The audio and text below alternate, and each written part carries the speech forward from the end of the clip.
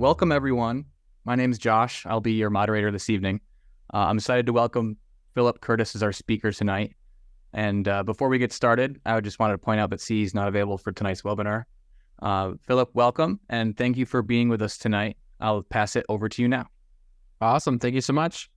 All right. I'm super excited to go into this material with you guys today. I'm going to go ahead and introduce the topic myself, and then we'll jump in. Thanks for those of you who are joining us today. We're going to talk about some interesting topics, primarily PPO negotiations, how you can combat inflation that's happening in the market right now, and increase your PPO reimbursements, and what steps and strategies you can take to do so. Like was mentioned before, my name is Philip Curtis. I'm here from Unitas PPO Solutions. Here's my email and contact information. If you ever have any questions, feel free to email me. I'd be happy to reach out to you. Just to kind of introduce today's topic and why you may be joining us on the webinar today or watching the replay later on, is you're likely having the PPO profitability problem that's happening to practices nationwide, which is essentially with costs rising for your practice every day, especially in today's inflationary environment. We're experiencing a record high inflation since the last 2 decades. The real question that you need to ask yourself is, do your PPO reimbursements reflect these rising costs? And if they don't go up, what's going to happen to your practice? Odds are you already know the answer to that question. That's probably why you're on the call today, because you're experiencing exactly this, which is your revenue is essentially fixed by a couple different levers that you can pull. How many patients you treat, how much treatment those patients get, and what you get paid for each treatment or service rendered. Ultimately, one of the most important levers at the end of the day, and what you're on the call for today, is talking about how much you get paid for each of the treatments and procedures that you render in your practice. If you're like 70 to 80% of practices nationwide, probably 70 to 80% of your patient base is covered by some form of PPO insurance, which means 70 to 80% of all the revenue that comes into your practice is coming from an insurance company. And if those reimbursement rates never increase, then you can only make so much per procedure. So either you're going to have to work harder and treat more patients, or you're going to have to render more services to those patients and convince them to take more treatment. Ultimately, nobody wants to work harder. So if you want to keep working the same, increase the amount of money that you're making to at least increase your revenue, or to counteract the inflation that you're experiencing with your costs increasing, the solution to this is increasing your PPO reimbursements. As your overhead starts to creep, your profitability is going to shrink over time unless those reimbursement rates go up. Everybody realizes that, right? But just to dig the knife in a little bit further, the ADA actually did a poll back in September, and of the dentists that they polled, 57% of dentists and your peers have seen no increase to their reimbursements in the last 12 months, which sounds a little crazy, especially considering the fact that stuff is getting so much more expensive, and PPOs have not increased reimbursement rates for over 82% of clients. So my question for you is, I think I know the answer. Are you one of those 82%? Are you of the 82% of dentists that have not seen any reimbursement increase in the last 12 months? If so, then you're on the right webinar and you're in the right place, because what we're going to talk about today is the ultimate PPO profitability solution, which is, unless you increase your PPO reimbursement rates through negotiating, your profitability is going to continue to shrink, and you're going to keep having to work harder, and you're going to keep earning less. So if you want to increase your reimbursement rates, not have to work harder, and not have for less money, then that's what we're going to cover today. We're going to talk about our exclusive PPO negotiation and optimization framework and how you can implement that on your own in your practice. We'll talk about 3 key pieces of information. Number 1, how you can identify and map out how each of your doctors participates, what PPOs they're taking, and what they're being paid.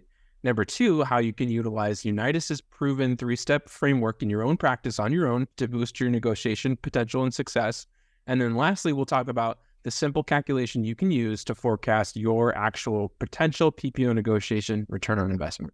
So super exciting stuff we're going to dive into today.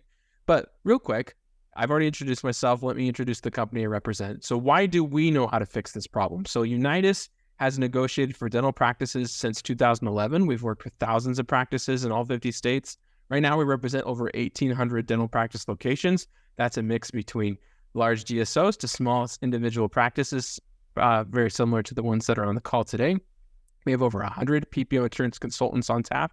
This is all we do, is negotiate insurance reimbursements, optimize PPOs, and help doctors get credentialed with additional PPO insurance. So again, we're the experts in this area, and a lot of practices want to be able to increase their reimbursement rates, but not everybody wants to work with us. Not everybody wants to utilize our services. Additionally, we can't work with everybody. So what we're on the webinar today to talk about is here's the framework for success. Here's the secret recipe. Here's exactly what we do for our clients. That way, if you wanted to attempt to implement this on your own in your practice, these are the steps that you should follow.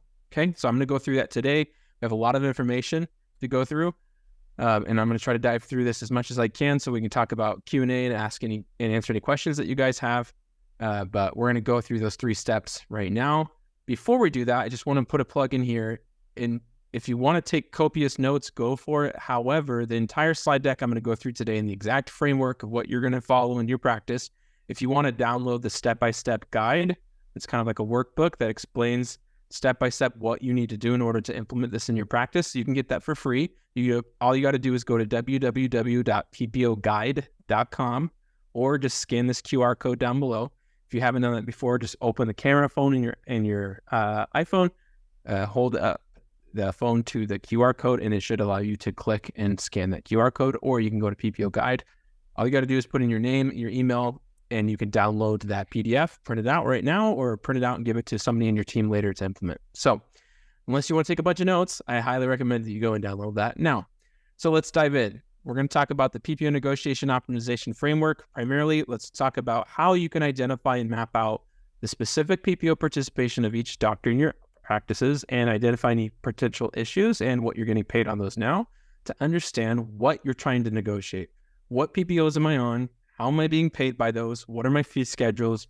And then ultimately, we'll talk about how you can negotiate those. Okay, number 1.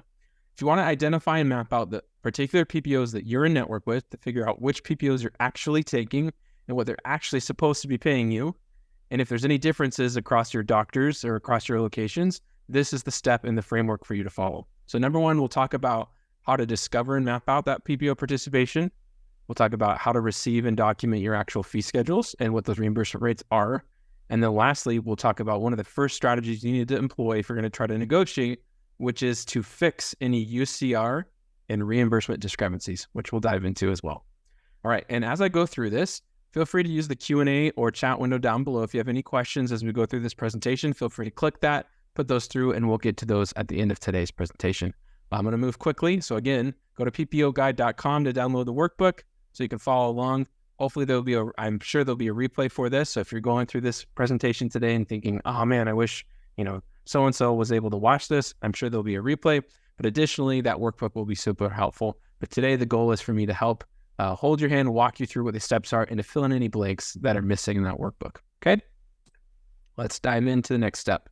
So discovering and mapping out your exact PPO participation is arguably the most important step of this entire process. And the reason why is it's going to tell you not only which PPOs you take, but how each doctor in your practice is participating with that insurance company and what they're supposed to be paid by that insurance company.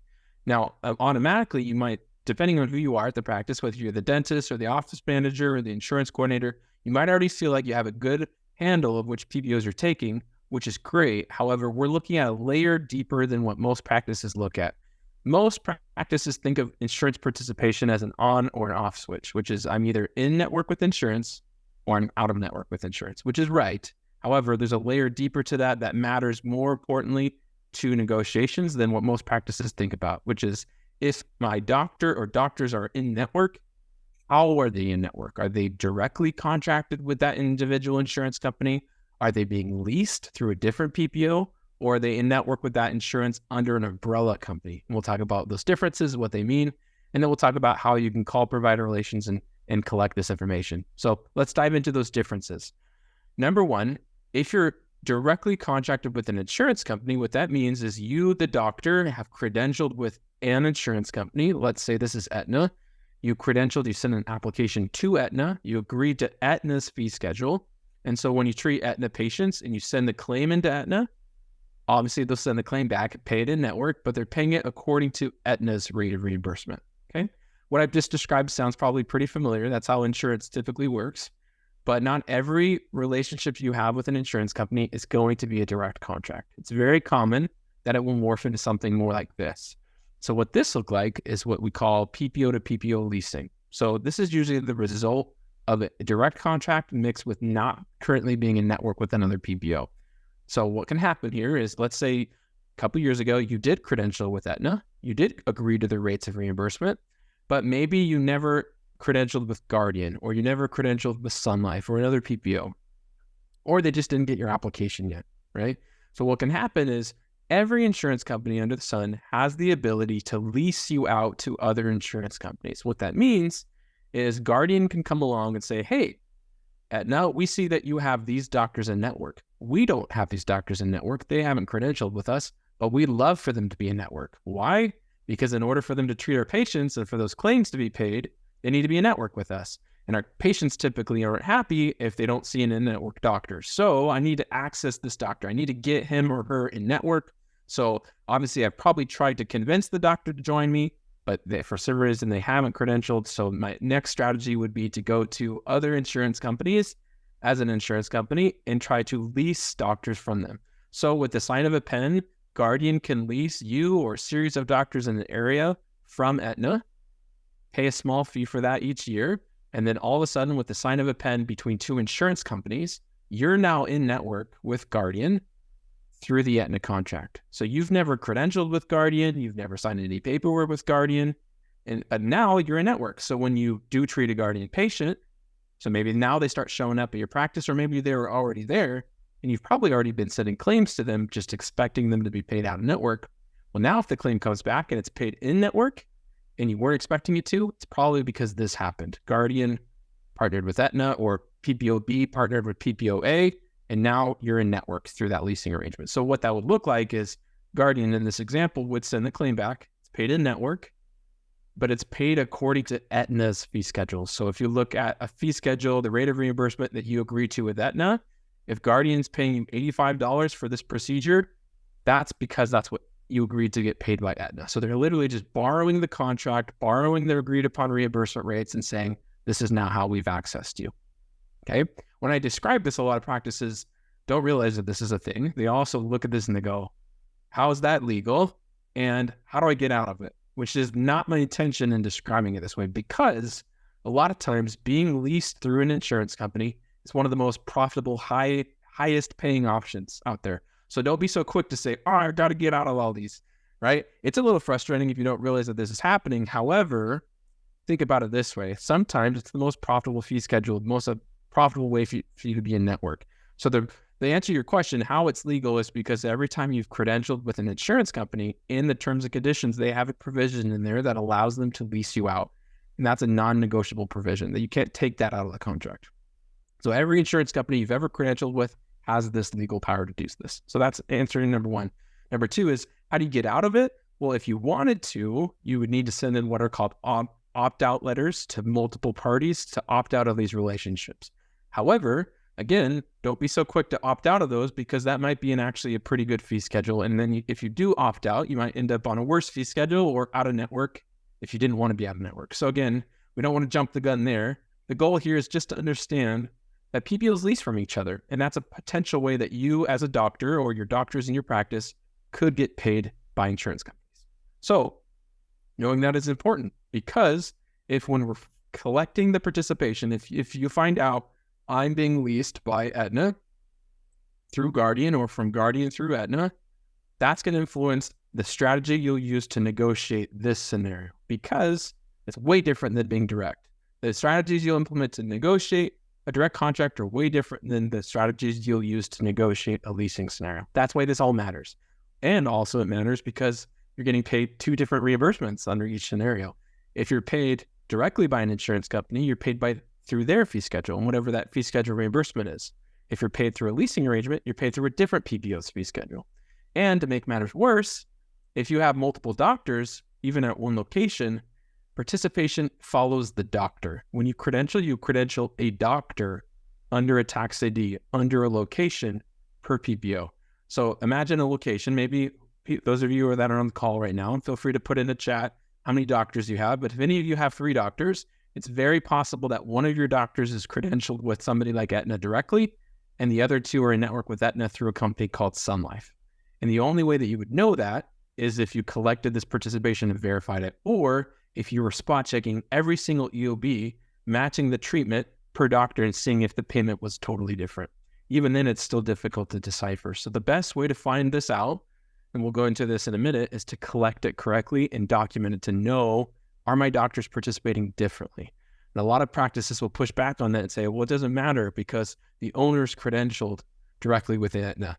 That actually does matter because insurance participation follows the provider. Each provider has to be credentialed under that tax ID under that location, because when they render treatment, their name goes on the claim form. So does the billing entity, right? So it's who rendered treatment, Dr. Smith. Who is the billing entity? Dr. Johnson Family Dentistry, Cliff Johnson, here's his tax ID, but Dr. Smith rendered treatment, right? So how's the claim paid? It's paid according to how Dr. Smith is credentialed. So if Dr. Smith is credentialed with Aetna directly under that tax ID in that location, then he'll be paid according to that direct contract fee schedule. If Dr. Smith is in network with Aetna through Sun Life, he'll be paid under Sun Life's rates of reimbursement. So it gets really confusing. So if you find yourself looking at EOBs or getting frustrated because you feel like you can't treatment plan accurately, it's generally because this is happening to you. And again, leasing isn't bad, but it is bad if you don't know that it's happening. And it is bad if multiple doctors in your practice have differing participation for the same insurance company. Why that's bad is because then you have no idea how you're going to get paid, especially if you don't know where the differences are. So if you're expecting to get paid $85 because that's normally what you get paid, but then all of a sudden you get paid $105 or $55, and the only variable that's changed is maybe the doctor who rendered treatment, this is probably what's happening.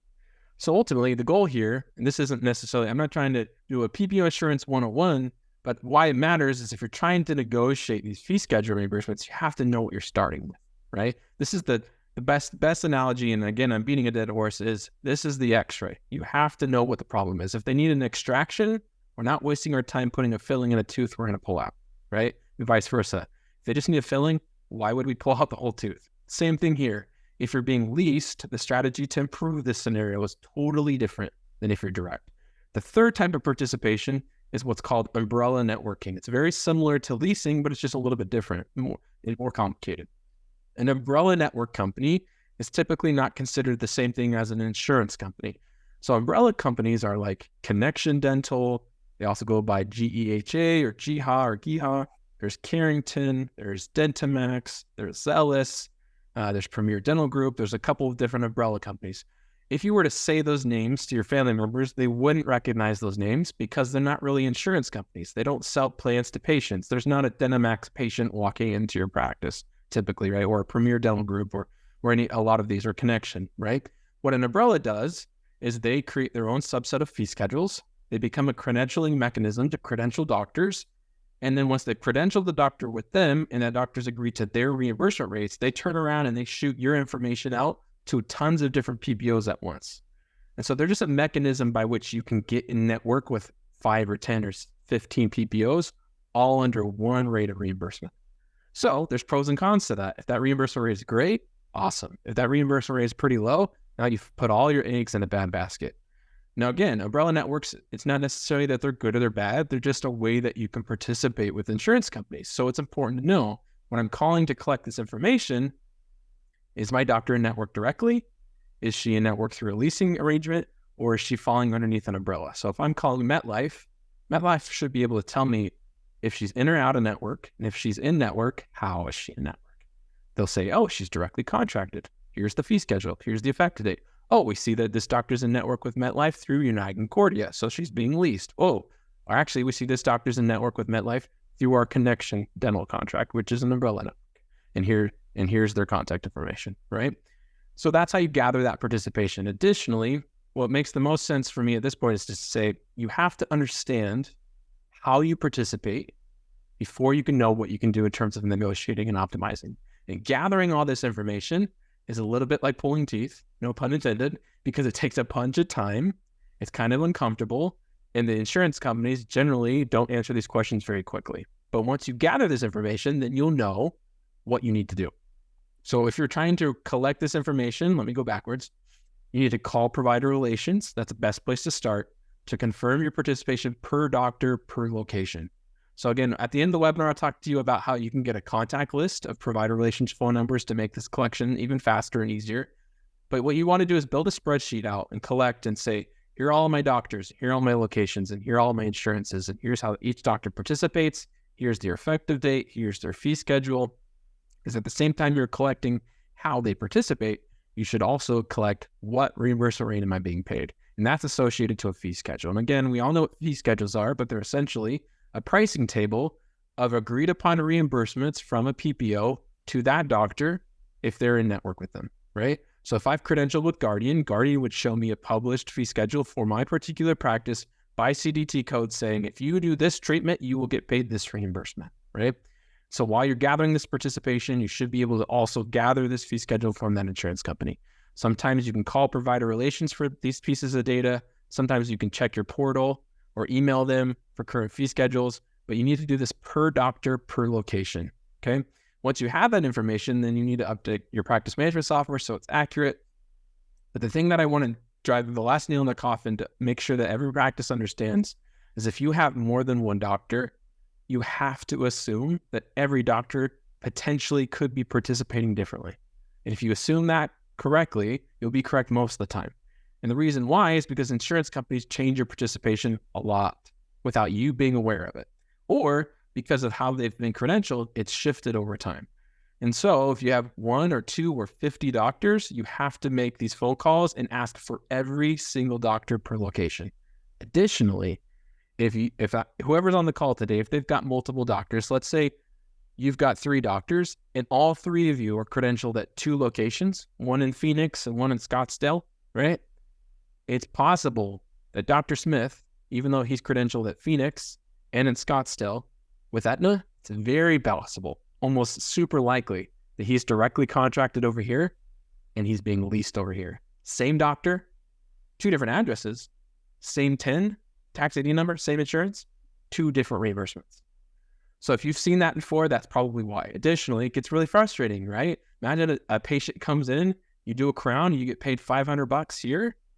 For some reason, that same patient goes over to Scottsdale and you get paid $900. That'll tick you off, right? Or Dr. Smith just gets $500 from this patient and a different patient gets $900. So when you start to see that dissonance across insurance company, across multiple locations, this is why. This is because participation follows the doctor under the tax ID, under the location at the PPO, no matter how many of those there are. And even if it's the same human being, Dr. Smith could work at 8 different locations and it's possible that he could be credentialed differently. Again, hopefully I haven't beat the dead horse there, but I just want to make sure everybody realizes that. Because if you're going to negotiate these fee schedules, you have to know if there's differences. Because if the ultimate goal is to get every doctor under the best fee schedule possible, and they're all starting at different places, right? But we all want them to end up with MetLife on the best fee schedule under whatever arrangement that makes the most sense with. Well, if there's 3 doctors, right? And one of them's direct, one of them's leased, and the other one's leased, well, the strategies we're going to try to get them onto the best MetLife fee schedule will be different because they're starting at different places. Destination is the same, but the starting points are different. So again, it's like just because all 5 different people are driving to the same restaurant, your paths are different. Same thing here with insurance companies. So the strategies will differ. Okay, so that's how you collect your fee schedules. That's how you collect your participation, make phone calls, emails, check your portal to gather this information, put it into a spreadsheet, keep it updated, and keep it clean. Now, the next thing you need to do is make sure that you're not committing the number one most egregious sin in insurance in dental practices nationwide, which is, are my UCRs, my fees, what I'm charging for my procedures, are they below what a PPO would be willing to reimburse me? And the only way that you can know the answer to that question is to take all the fee schedules you just collected, just focus on your top 30 procedure codes, the ones that you care the most about, right? Plug those CDT codes into a spreadsheet, plug in what your UCR is. What am I getting paid from Aetna, Cigna, MetLife, Delta, Guardian, everybody into a spreadsheet, and then check this way and say, for Guardian, all right, for a D0120, I'm charging $55. What is my reimbursement rate? If any of my PPOs have a reimbursement rate that's above my UCR, I got something to fix. And the reason why, because no UCR should be below a fee schedule. And why? Because that bucks the whole model of insurance. Insurance companies expect you to submit a fee and for them to pay a portion of that fee. And if you submit a fee that's down here, they're never going to pay you above your fee. They're going to just automatically take a discount.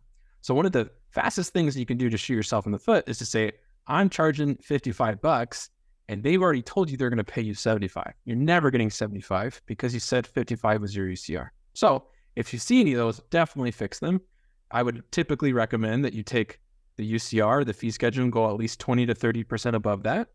Additionally, there's percentile-based analysis tools that can give you even more data to make sure that your UCRs are not just above your fee schedule, but also competitive for your area. So this is something that we do for our clients. There's a lot of companies that provide these analyses on your UCRs to say, am I competitive for my area? Am I in a high percentile? So am I on the more expensive side, or am I above average? And then also at the same time, am I above my PPO fee? And the reason why all this matters, like you can see, is because high UCRs correlate to high reimbursements. This is the ceiling. So if you set the ceiling low, that's where your reimbursement rate is going to be. Obviously, though, you want to evaluate where you're setting that in comparison to competitors. So that way you're either not super low and also not super expensive, right? So that's one of the first things that we should try. I've already told you guys about this, but just want to send another reminder. If you haven't downloaded this yet, go to www.ppO.guide. Everything I'm talking about today is covered in this workbook. You can download it, print it, and follow along. The last thing I want you to do is sit on this 45-minute call, taking a bunch of notes, shaking your head, thinking, oh yeah, this is what we got to do.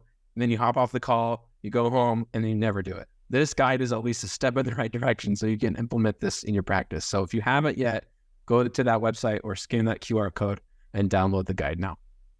All right, let's talk about step number 2. How are you going to utilize Unitas's proven 3-step PPO negotiation framework to boost your success if you're going to do this in your own practice on your own? 3 things you need to think about. Number 1, make sure that you don't waste time on the wrong procedures. Number 2, how do you even approach the process? So who do you talk to and what do you say? And then the third thing is, if you actually get an offer back from an insurance company, how do you compare it? How do you look at it? What numbers should you be looking at to figure if it's a good offer or not? And what math should you be doing, right? Let's talk about those 3 things now.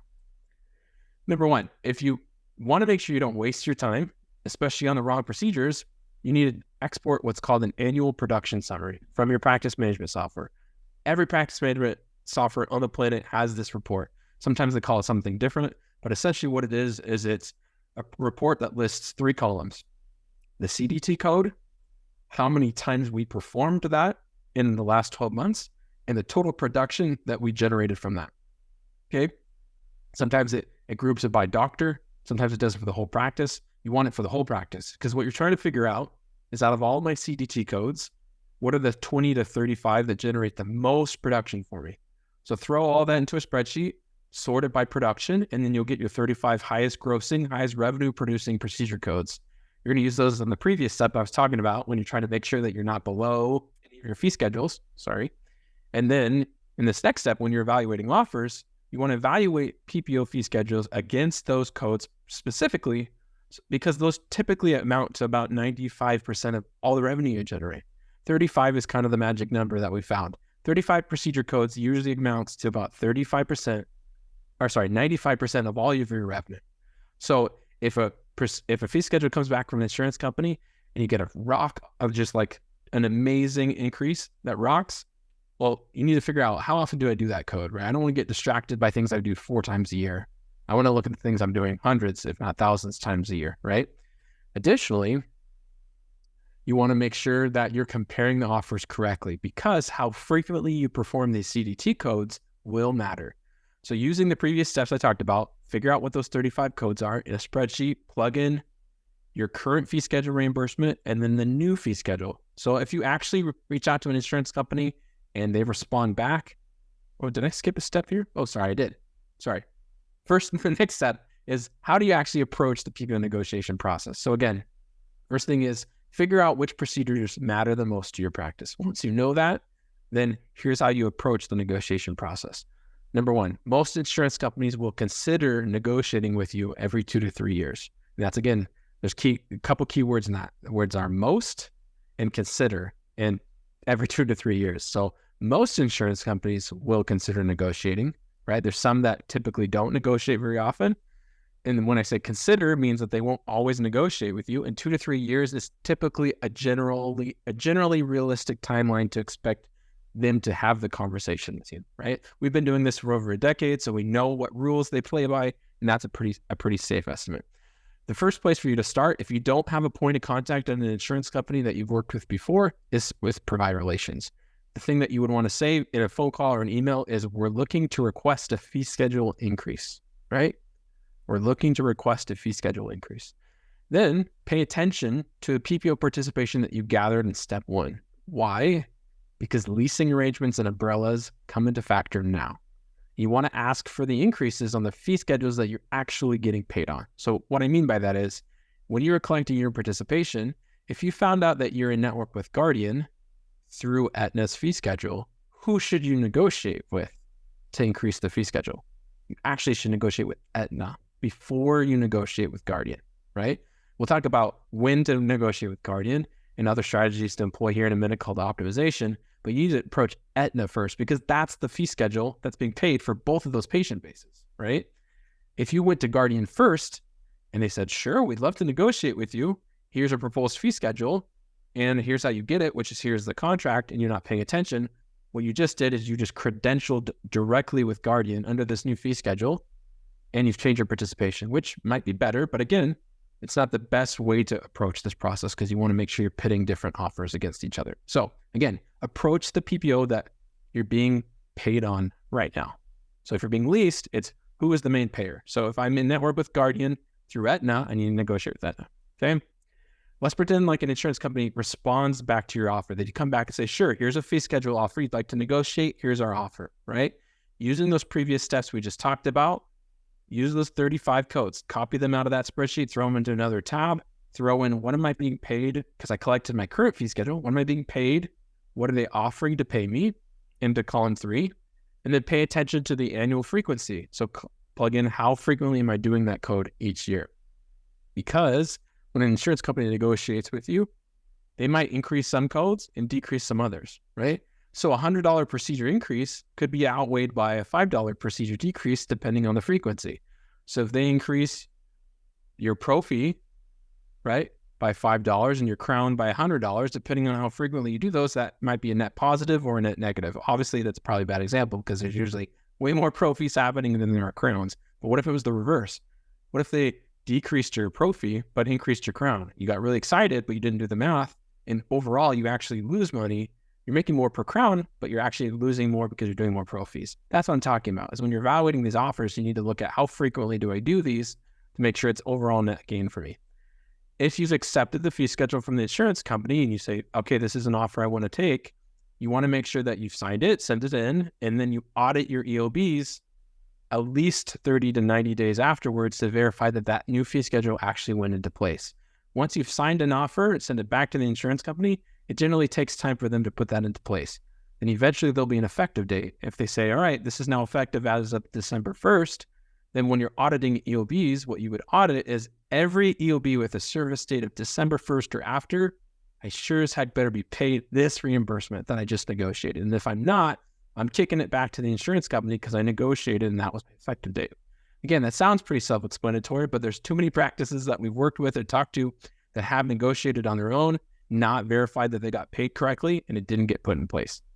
Okay. The last thing is if you're going to negotiate, then what is the calculation you should think about when you're forecasting your negotiation ROI? Okay.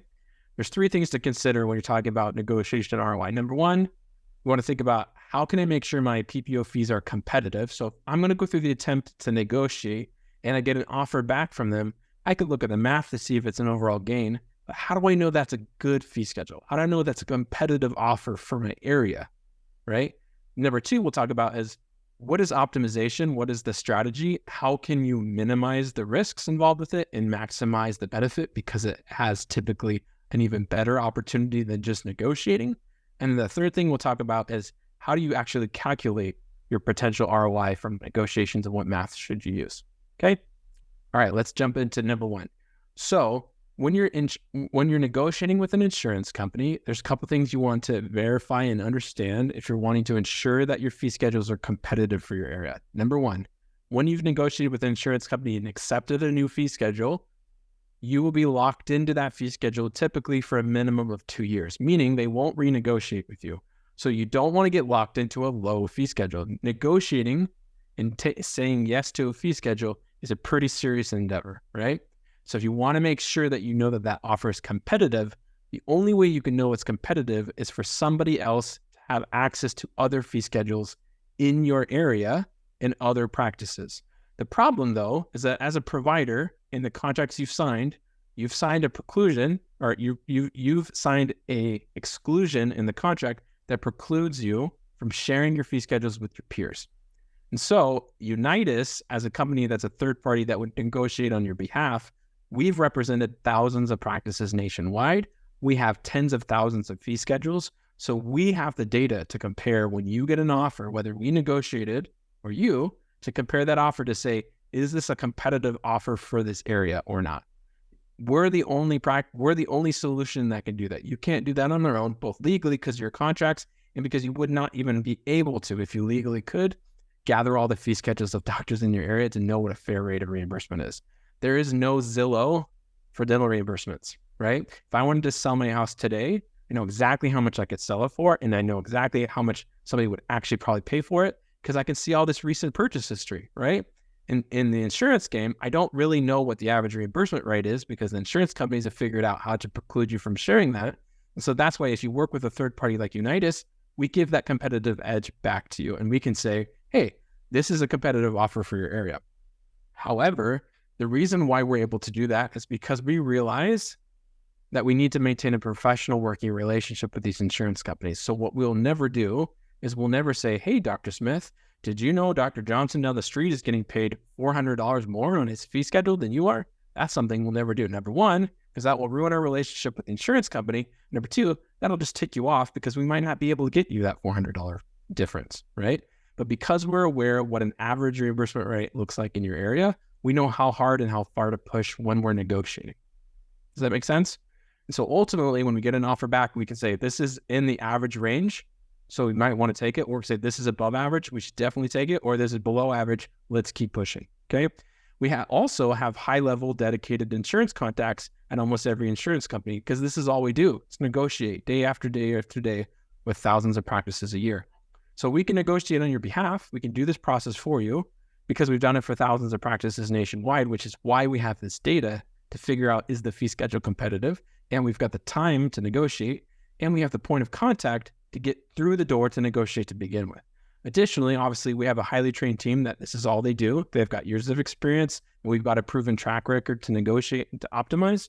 But ultimately, the biggest value proposition that Unitas brings to the table is twofold. Number one, we have the data, and number two, we have the leverage that practices cannot compete with on their own. Not even the largest DSO has this type of data and leverage. For us, the data that we have is a large database of fee schedules to know what a fair rate of reimbursement rate should look like in your area.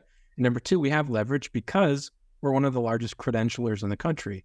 So we bring thousands of new doctors to insurance companies every year. Doctors hire us to get them credentialed. So because we have a carrot to bring to the negotiation table, it's not just pounding our fist asking for higher fees. We're actually bringing something of value to the insurance company, right? So if you're trying to think about, should I do this on my own? Or I think maybe there's other competitors out there that are probably I should work with other than Unitas. There's nobody that can beat our data. There's nobody that can beat our size. And there's nobody that can compete with our leverage, okay? That's why we're the best at this, is because we have the data, the size, and the leverage to outcompete on every other competitor and any practice and any DSO in the market, okay? So that's how you ensure your offers are competitive, is you work with a third party like Unitas who has the data and the leverage to ensure that they're competitive, okay? Number two, let's talk about optimization. Well, why is optimization an even better opportunity? Well, what optimization really is based on how you currently participate. We can identify other arrangements or other types of participation that are even more profitable than just trying to negotiate alone. We've helped lots of practices to do this. There's multiple paths that you can follow to participate with an insurance company. We've helped thousands of practices to optimize onto a better fee schedule or to a better leasing scenario, a better network, or better direct contract. We understand how to make those shifts and jump from one to the other. We understand the risks and the timelines. So what I mean by that is, let's go back to the first example we talked about. Let's pretend you're contracted directly with this orange insurance company, right? You're paid according to their fee schedule, according to those rates of reimbursement. And then let's pretend like the green insurance company is leasing you from the orange, right? So if we wanted to get a higher fee schedule for both of these PPOs, this is what optimization looks like. We'd reach out to the orange insurance company first, attempt to negotiate that fee schedule. If it goes up, fantastic. Now we get better payments for both of these patient bases, right? But additionally, we'll go to the green insurance company and we'll say, hey, green insurance company, this doctor wants to participate directly with you, but we want to see a proposed fee schedule. So what this company would do is they'd go into their system of fee schedules, come up with an offer, and provide it back to us. Now, if you're following along, you're probably going to think, why would the green insurance company pay me more when they could just pay me a lower fee schedule with the orange? Why would they come up with an offer anyways? The answer is twofold. Number one, every PPO wants a proprietary network. They don't want to have to lease you from other companies because that's a fragile relationship. Additionally, they have to pay for that leasing scenario, right? It's not a free leasing arrangement. They have to pay for that. So a lot of times in the long run, it's more profitable for them to pay you personally under a direct contract on a better fee schedule than it is to lease you, okay? And ultimately, even if it's not, they might want to just expand their proprietary network because that's part of their goal for this year. So ultimately, it makes sense to approach them and say, what's the offer you would give us? If the green insurance company comes back with a fee schedule that's higher, that's awesome. We'll direct contract with that fee schedule, jump you over to a better fee schedule. That's optimization. So it's okay that the orange insurance company negotiated, but we can still beat it. If the green insurance company is higher, we're going to switch over to that fee schedule and switch your participation with the right paperwork, okay? Let's say the green insurance company comes back and says, here's the offer, and it still can't beat the orange insurance company. Okay, well, guess what? If this green insurance company is Guardian and the orange one is Aetna, with Guardian, there's almost 5 to 10 different ways you can participate with Guardian, depending on your state right now. So Guardian through Aetna is 1. Guardian Direct is 2. You can go through Sun Life, Carrington, Connection, Dynamax. There's all these different ways you can still be a network in different fee schedules. And so out of those 5 or 6 or 7, however many there are in your state, how much do you want to bet that one of those is much better than the one you're on now? And I'd say the answer is the odds are pretty high. And so that's what optimization looks like for Unitas, is we understand all the different carriers, how they relate to each other, who leases from who, so what options are there out there for you, to not just know, oh, Guardian leases from all these carriers in your area, but we also know how to get you onto that new fee schedule. So if we're switching from being direct to being leased, or from being leased to being direct, or from this leasing to this leasing, or from an umbrella to leasing, there's all these different directions this could go. We do this time and time and time again, and there's nuances to every single one of those. Best way to think about these optimizations is like football plays. So if I'm going from a leasing to a network or from a network to direct, those are football plays, but we've ran them thousands of times for 10 years. So again, we might drop the ball. It might not shift exactly the way that we wanted to, but we'll be able to fix that. And there's risks when it comes to optimization, right? Is if you're doing optimization incorrectly, or if you don't time the paperwork correctly, you can fall out of network for a period of time, or you drop down to a worse fee schedule. So again, there's pros and cons when it comes to optimization, but a lot of times the pros outweigh the cons, and we've successfully optimized thousands of practices over the last decade. So this is a strategy that's oftentimes an even higher reimbursing strategy than just negotiating alone. So if you're trying to negotiate, great. Not only can we do that, but we can do this strategy, which can increase the fee schedule even more. And if you don't believe me, think about it this way. What are you getting paid right now on a crown from Delta, and on a crown from MetLife, and on a crown from United Cordia, and from Aetna? I'm sure there's a broad variety there, right? Because they're different companies. So if I got United Cordia paid through Carrington, or MetLife paid through United Cordia, those fee schedules are going to jump substantially. If I can jump to a higher fee schedule, that jump is typically much higher than if I was just trying to negotiate with that insurance company. And the reason why is because every insurance company has their own budgets, and they can only come up so much. But if I'm jumping from one carrier to another through these leasing channels that these insurance companies have created, I've found a loophole, and I've optimized a way for you to get paid even more under the same PPO just by switching the contract. That makes sense to everybody? I know that was a ton of information, but I can't stress enough how important optimization is, but also I can't stress enough how risky it is for practices to try it on their own. And this isn't a self-serving conversation. When it comes to optimization is like a root canal, and negotiations is like pulling a tooth from a kid, right? I've pulled my daughter's teeth before, right? If she had an affected tooth, there's no way I would ever do that, right? If she needed a root canal, there's no way I would do that. I have no idea what I'm doing, right? There's too much risk. Negotiations are relatively simple. Obviously, hopefully I've explained why Unitas can do an even better job, but additionally, optimization is not something that any practice should try on their own either. So The last thing we want to do is talk about how can we calculate the return on investment for negotiations. So what I can give you is the formula that we do for our clients because I know what our results are. So for over the last 10 years, like I said, we've implemented this plan for thousands of dentists. We've tracked our results, so we know what our average increase is when we negotiate and optimize. And that's something I can use if you worked with us at Unitas. This is what your projected ROI would look like. We need basically 3 numbers come into play here. What is your average annual production? What percentage of that production comes from PPOs that we can increase, negotiate, optimize? And then what would our average increase be on the fee schedule? So I can give you 3 data points to play with, right? The average practice that we work with, 1 location, 1 doctor, open 5 days a week, generally does over $1 million a year in production. Typically, the average practice, at least 50% of their patient base is covered by PPOs that we can either negotiate or optimize. And why? Because 70 to 80% of your practice is probably PPO. What percentage of that is Delta, which Delta typically is an insurance company that historically doesn't negotiate very often. So you take that out of the equation. You take out military, TRICARE plans, government plans like Medicaid, Medicare, right? Cash paying patients. Typically, at least 50% of the pie remains under all the major PPOs, Aetna, Cigna, MetLife, Guardian, Principal, what have you, right? So if you say $1 million, half of that, $500,000, our average increase for our average client is 10% between negotiating and optimizing. So that's $50,000. Above average is 18%. Below average is around 4%. So that's our average result.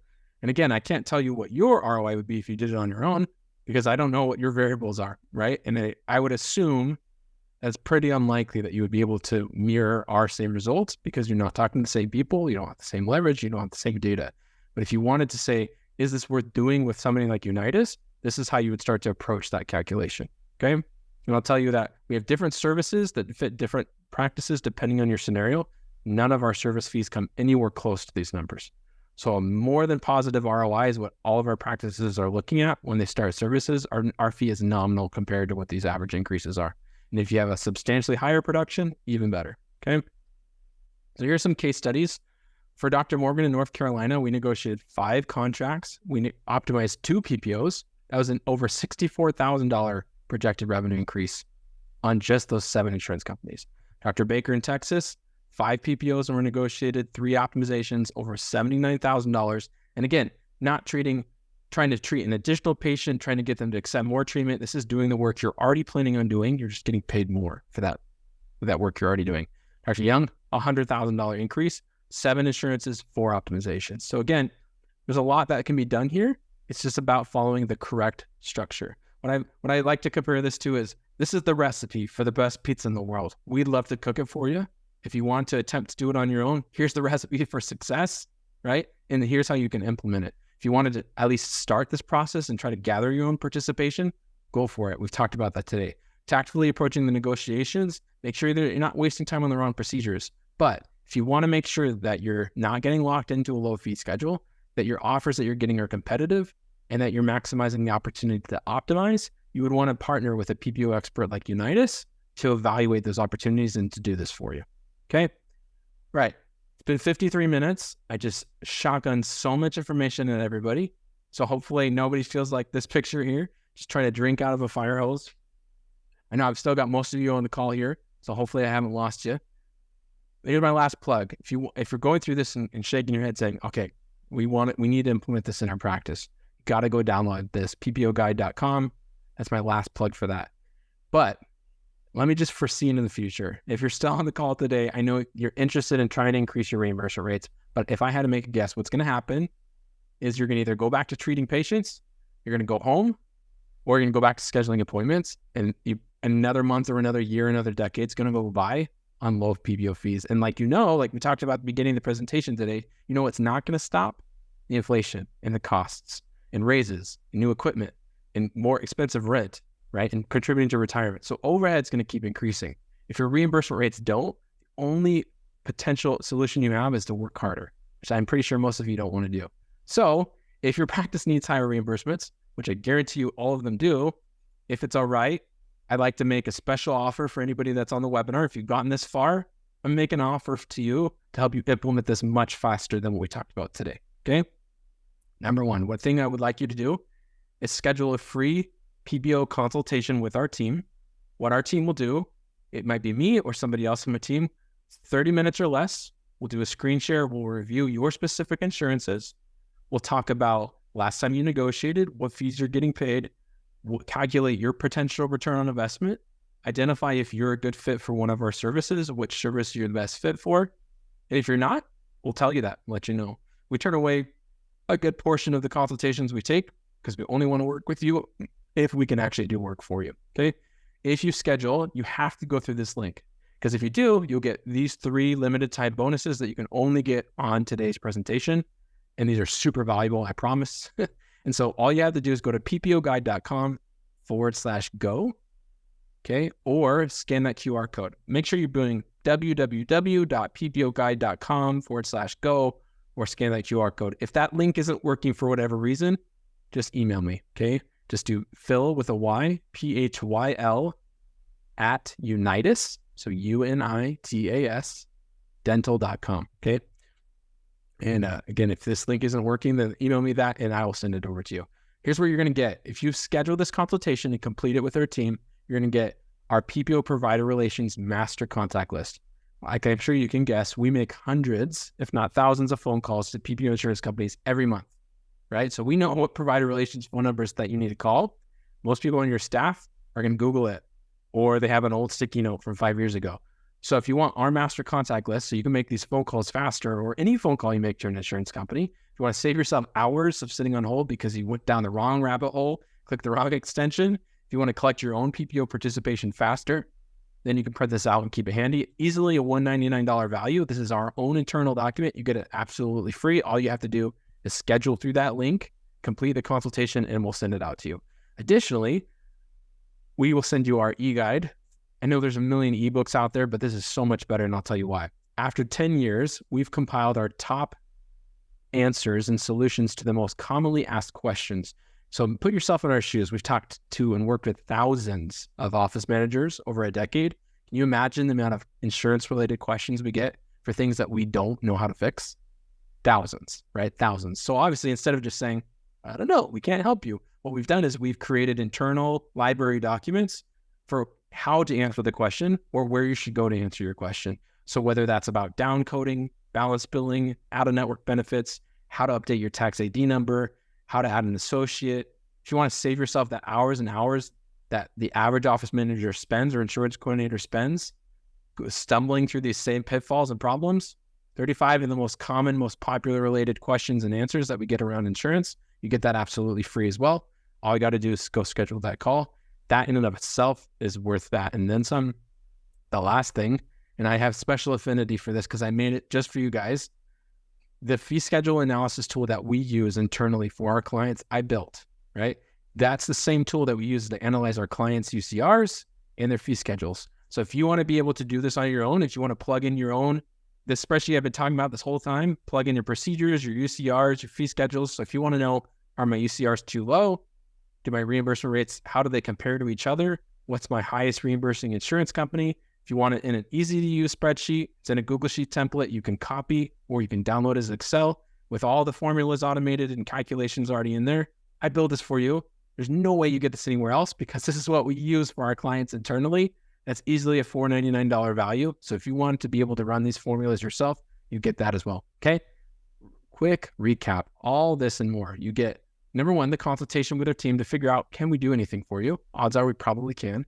If you just have that call with us and give us the chance to explain what service you're best fit for, I'll send you the e-guide, 35 of the most common problems, the PPO Provider Relations Contact List, the fee schedule analysis tool, hours of saved time, and higher PPO reimbursement rates if we work for you, easily over $997 value.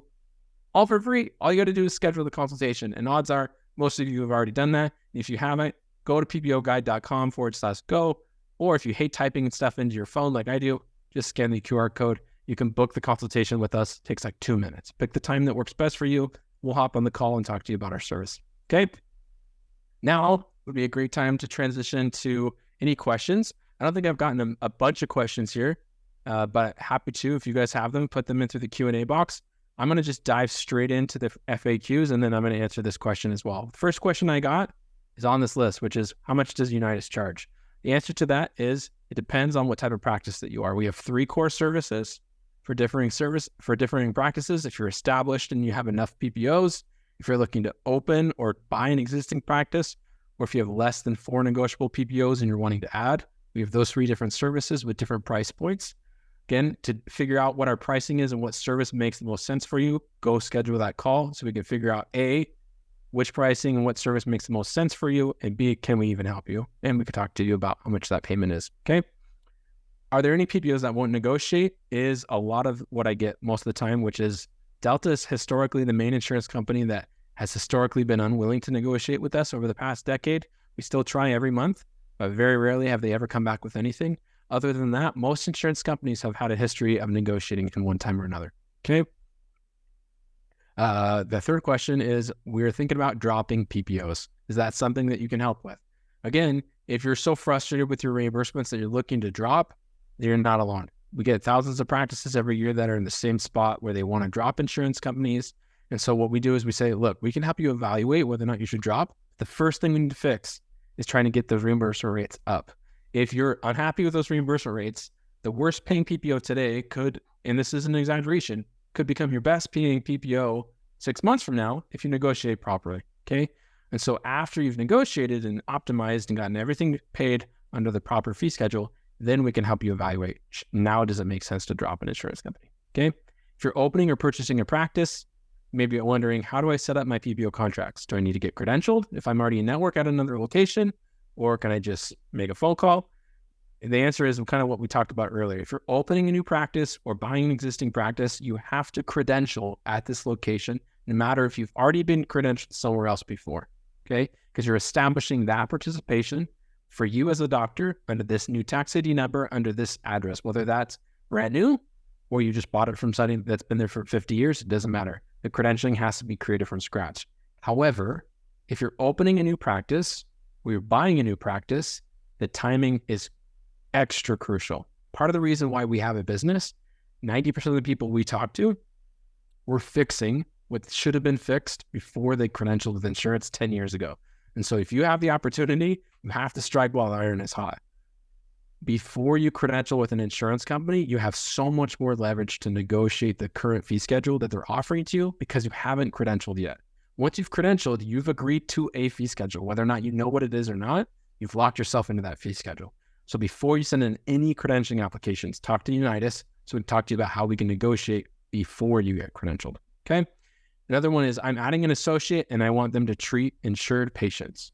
Do they need to be credentialed or can they just bill under me as the owner? Now, there's 2 answers to that question. There is the right way, and then there's what a lot of practices do. The right way to do this is you always need to treat and you always need to bill as who actually rendered treatment, okay? So all the more reason to get that associate credentialed as fast as possible. So not only can you bill in a compliant way and correctly, but that way that associate can be paid in network, which is what you want, right? Okay. If anybody has any further questions, you can email pposolutions@unitasdental.com, or you can email me.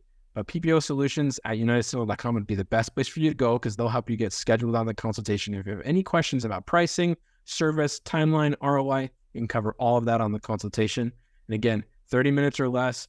Generally within the first 5 minutes, we can figure out if you're a good fit and we can start talking to you about what the service costs and whether or not it makes sense for you to work with us, okay? One last plug, if you haven't already, go to ppoguide.com/go, download all those tools and guides. Once you've completed the consultation with us, we'll send them over to you. And that's it. That's what I've got for today. And I'm going to hand the mic back over. Thanks, Philip. That was a lot of information, but a lot of useful information, Awesome. which I'm sure is what everyone is looking for on this call. So thank you for your wonderful presentation. And I just want to let everyone know that we did record tonight's webinar. And if you would want to rewatch any of this, you will be able to, and we'll be sending out that email sometime within the next week. We also appreciate your feedback via our survey that will pop up on your screen after we end tonight's webinar. And lastly, just thank you for everyone for joining us, and we look forward to seeing you on future webinars. Thanks, Philip. Awesome. Thanks, everyone. See ya. Have a good night.